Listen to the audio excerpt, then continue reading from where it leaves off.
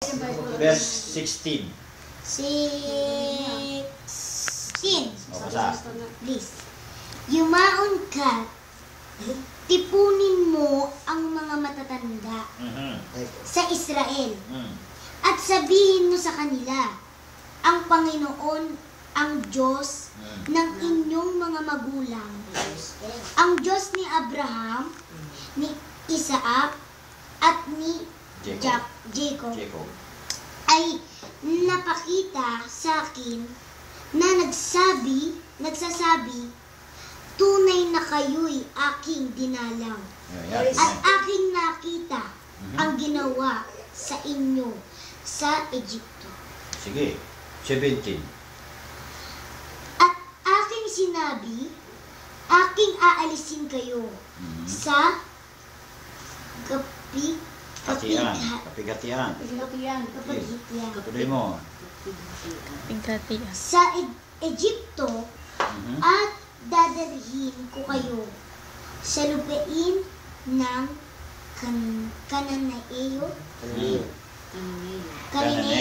Hiteo, at ng Heteo, at ng Amoreo, at Peresio, ng Peresio, Hibeo, at ng Hebeo, at ng Jebuseo.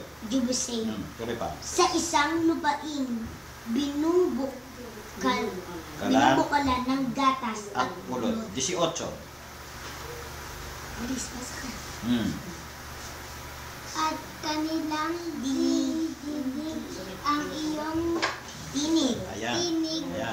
At ikaw ay paroon, ikaw at ang mga matatanda sa Israel. Ayan. Sa hari sa Egypto, at iyong sasabihin sa kanya, ang Panginoon, ang Diyos ng mga Hebreo, Ayan.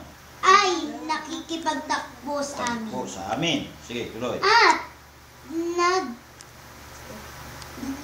At ngayon, pahintulutan.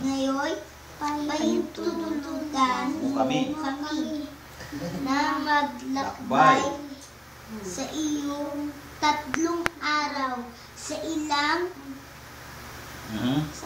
sa ilang sabi ng Panginoon Diyos upang kami ay makapaghain sa Panginoon naming Diyos. Ayan, tinan nyo, nasabi, humayo ka at tipunin mo ang matatanda sa Israel at sabihin mo sa kanila,